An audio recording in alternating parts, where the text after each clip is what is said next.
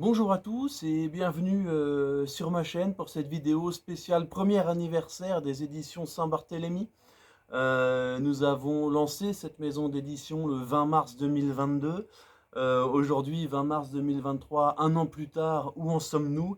C'est ce que nous allons voir dans cette vidéo. Un état des lieux sur notre catalogue, notre état d'esprit et nos projets à venir. Tout d'abord, un rappel de ce que sont les éditions Saint-Barthélemy. C'est une volonté d'indépendance de Pierre et de moi-même de créer cette maison d'édition qui respectera trois critères de base. Ces critères qui seront notre ligne de conduite. Premier critère, aucun ouvrage hostile au Christ ou diffamatoire envers les catholiques. Deuxième critère, ouvrage de défense de l'honneur, de la vérité et de l'histoire de nos ancêtres, les Français dits de souche. Et troisième critère, les textes qui sont signés de notre nom sont vraiment des textes qu'on a écrits. Ce ne sont pas des textes qui ont été réécrits, remodelés, remaniés par une main extérieure, comme ça a pu arriver malheureusement sur d'autres projets, dans d'autres maisons d'édition par le passé. J'avais communiqué en ce temps-là, je ne reviens pas là-dessus. Le but, c'est de fêter les 1 an, le premier anniversaire de la maison d'édition Saint-Barthélemy. Pourquoi ce nom déjà? Alors ce nom, il n'est pas anodin, bien entendu. La Saint-Barthélemy, d'ailleurs, c'est le premier ouvrage que nous avons édité, un texte d'Henri Hello de 1899 qui n'avait jamais été réédité depuis, que nous avons réédité, agrémenté d'un dossier sur le protestantisme ennemi. Et cet ouvrage donc remet la vérité en place, remet les choses à l'endroit sur la Saint-Barthélemy. Et pourquoi ce nom? Parce que c'est un sujet assez révélateur. La Saint-Barthélemy, c'est même devenu une expression. La Saint-Barthélemy des machins, Saint-Barthélemy des machins, etc. La Saint-Barthélemy, donc, c'est la légende noire des méchants catholiques fanatiques ultrapapistes qui vont massacrer des protestants innocents en haine de la liberté et de la tolérance. Donc ça, c'est un roman antinational, mais qui imprègne tout, qui imprègne les discours politiques, qui imprègne l'enseignement dans l'éducation nationale, et qui se retrouve même dans les dictionnaires, qui sont censés être neutres, nous dit-on. Ouvrez n'importe quel dictionnaire à l'entrée Saint-Barthélemy, vous verrez qu'il s'agit d'un massacre des protestants par les catholiques. Vous verrez que dans les guerres de religion, les catholiques ont toujours le mauvais rôle et que les protestants ont réussi à transmettre jusqu'à nos jours une identité victimaire, alors que c'est l'inverse, ce sont les catholiques qui ont été victimes des protestants du XVIe siècle jusqu'à ce qu'un jour on remette la vérité à l'endroit. Donc voilà, pourquoi ce nom, la Saint-Barthélemy, puisque c'est révélateur du mal qu'on peut faire à notre mémoire et à notre religion si on n'apporte pas la contradiction aux agents de l'Anti-France. Donc les éditions Saint-Barthélemy a été créé, entre autres choses, pour servir de cadre légal à la réédition de ce texte à Saint-Barthélemy, qui était tombé dans l'oubli et qu'on est assez fiers d'avoir réimprimé. Donc voici le premier ouvrage que nous avons sorti, donc Henri Hello, la Saint-Barthélemy. Le deuxième ouvrage que nous avons sorti, c'est une interview exclusive de Louis-Ferdinand Céline, une brochure d'une petite trentaine de pages dans laquelle nous posons des questions à Louis-Ferdinand Céline et où Louis-Ferdinand Céline nous répond à travers ses pamphlets. Le but, c'est de se faire plaisir, bien évidemment, c'est un objet de divertissement littéraire, mais c'est aussi l'occasion de remettre à l'honneur les pamphlets qui sont souvent mis sous le boisseau.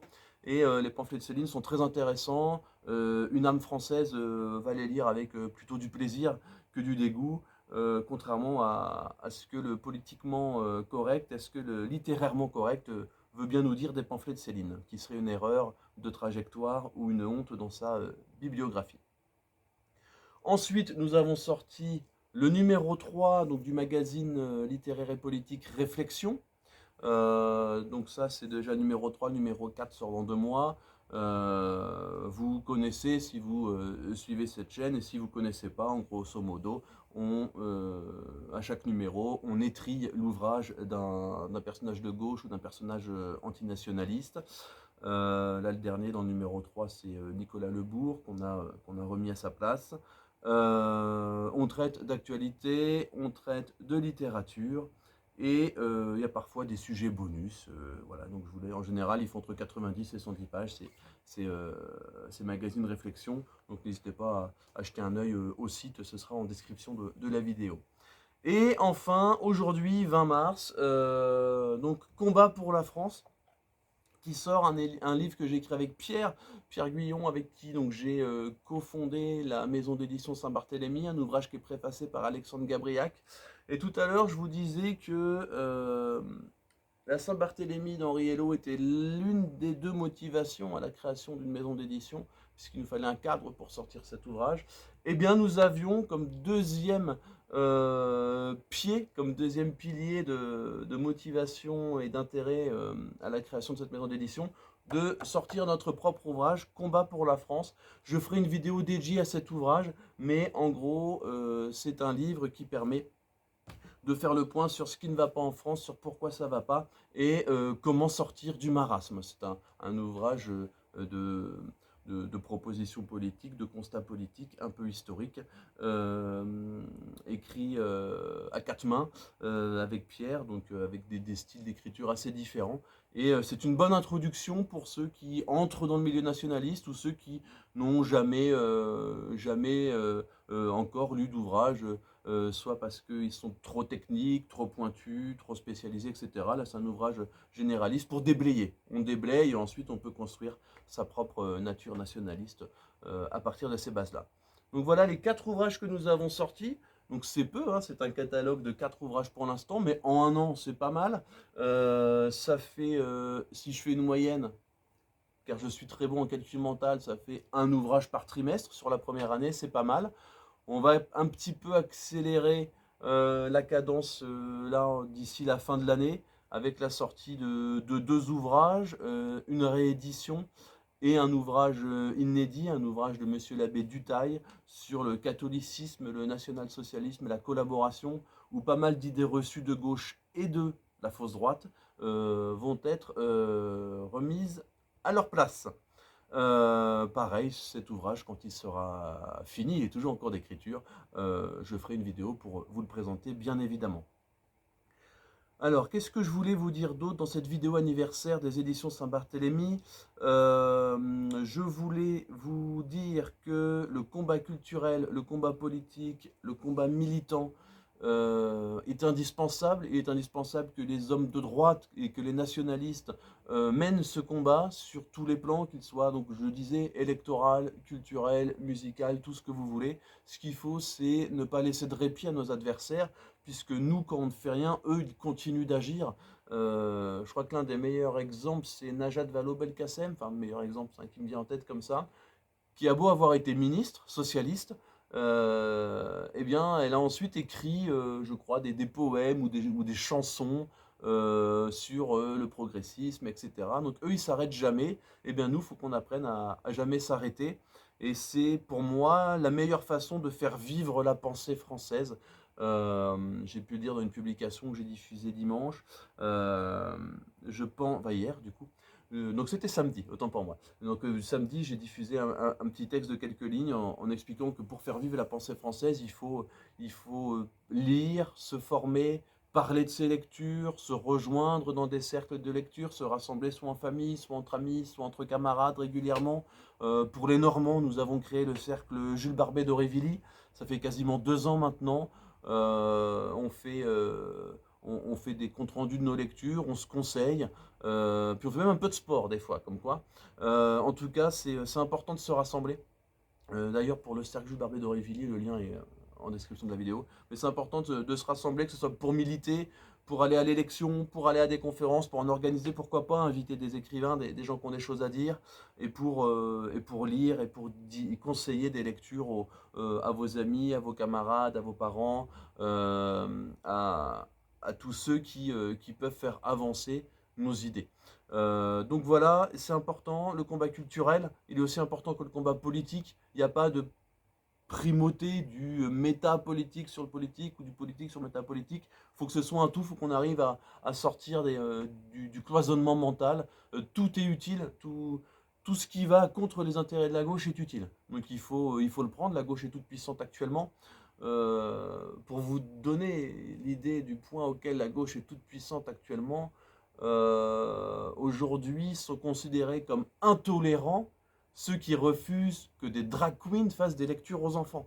On en est là. Et si on en est là, c'est que vraiment, la gauche est toute puissante. Ça veut dire que tout le reste, toutes les étapes qui sont avant celle-ci, sont considérées par le système en place comme acquises. Donc c'est à nous de faire en sorte que tout ça soit remis à l'endroit. Et la diffusion de livres, l'engagement politique, tout ça, ça y contribue. Donc, vous le voyez, les éditions Saint-Barthélemy ont un propos clairement politique. On ne se cache pas derrière une fausse neutralité. Nous, ce qu'on veut, c'est le retour en force du vrai catholicisme et le retour en force de la France. Donc, j'ai fini la courte présentation, le court point que je voulais faire avec vous sur les éditions Saint-Barthélemy pour son premier anniversaire. N'hésitez pas à suivre mes réseaux pour être tenu au courant de la sortie des prochains. Ça va être Réflexion 4, Réflexion 5, une réédition sur laquelle je reviendrai, mais qui parle peut-être de Napoléon et peut-être des Juifs, et un livre sur donc, le catholicisme, le national-socialisme et la collaboration, écrit par un abbé de la tradition catholique. Donc voilà, j'espère que vous avez passé un bon moment, j'espère que vous comprenez la philosophie des éditions Saint-Barthélemy, notre volonté à la fois d'indépendance, mais d'ancrage dans la vérité et dans la tradition française, dans la pensée française. Et ce qu'on veut, c'est être utile au débat d'idées. Donc n'hésitez pas à jeter un coup d'œil à nos ouvrages. Donc Combat pour la France, que vous pouvez déjà précommander. Il y a déjà eu des précommandes et je vous remercie de votre confiance et de votre soutien. Nous sommes en train d'apporter les dernières retouches et notamment l'ajout d'une bibliographie, ce qui nous paraît indispensable. On ne veut pas sortir celle-ci à la va-vite, et ça c'est un ouvrage spécimen dans lequel on écrit pour apporter nos dernières retouches.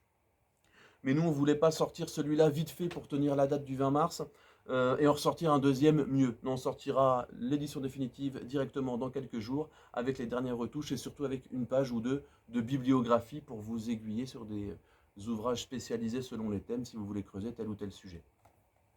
Réflexion 3, toujours disponible, le 4 arrive dans 2 mois. L'interview exclusive de Louis-Ferdinand Céline, après 3 ruptures de stock, on en a quelques-uns qui viennent d'arriver aujourd'hui, c'est pour ça que je peux vous le présenter, j'avais même plus le mien que j'ai envoyé à un journaliste à sa demande. Et bien sûr, la Saint-Barthélemy d'Henri Hello, la base, un point sur le protestantisme, sur le massacre de Vassy, sur le massacre de la Saint-Barthélemy, remettre la vérité à l'endroit, laver l'honneur et la mémoire de nos ancêtres face à l'idéologie protestante.